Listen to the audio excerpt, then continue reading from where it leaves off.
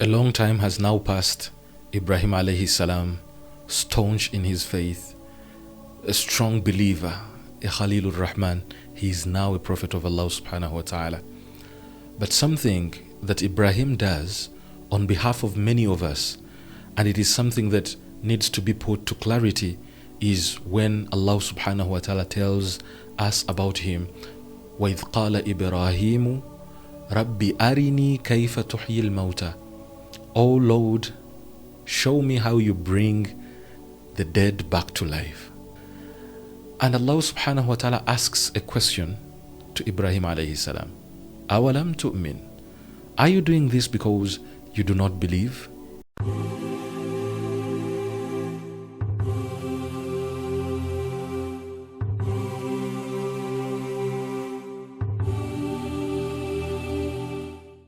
Is it out of disbelief? Of course no.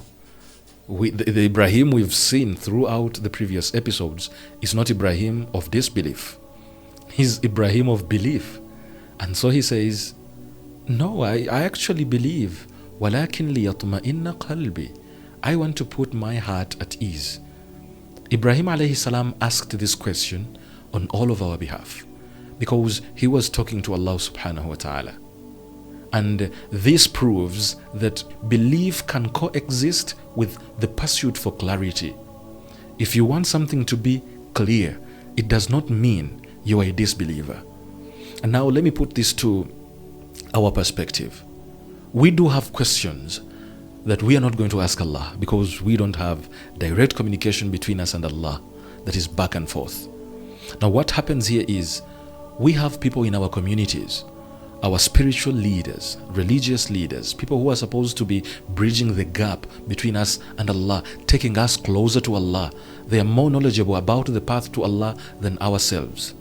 So what happens here is these people tend not to allow certain questions that are maybe full of doubt.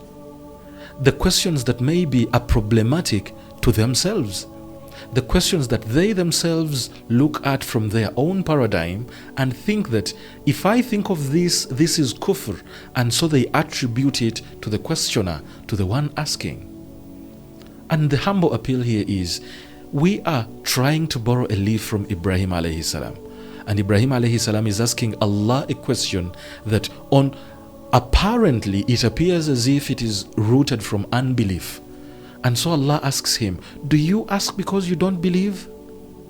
And this paramount question is layering something, is creating a ground for something that Allah already knows Ibrahim is a believer. So when Allah asks, are you asking out of disbelief? It's not that Allah is ignorant about the state of belief of Ibrahim. Allah knows the state of Ibrahim. But Allah makes these words eternal.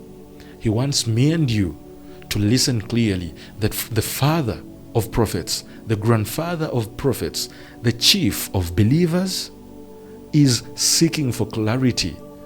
It is not that when you reach at a point of belief, when you say you believe in Allah, you're going to stop having questions about your religion. It's not going to happen that way. And this is the crisis that I think is running in most of the Muslims' minds. Muslims have questions. Muslims have questions to clear out things they don't really understand.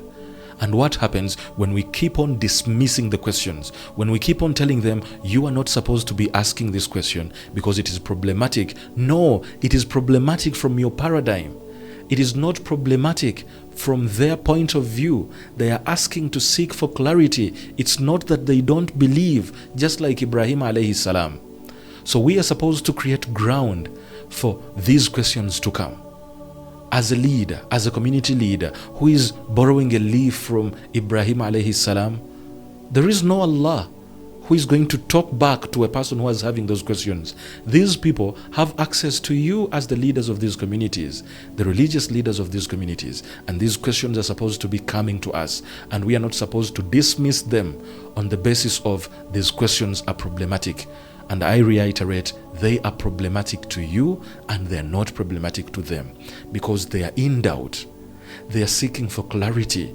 And for you who got that clarity, it becomes your job to clear the air from their perspective. And this is what exactly Allah did with Ibrahim alayhi salam, to show him how he brings the dead back to life.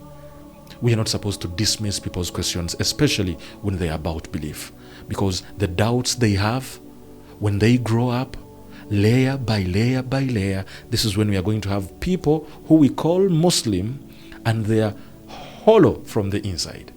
They actually have a lot of doubts about this faith, but they just can't say they've left Islam because of the backlash that would come with that.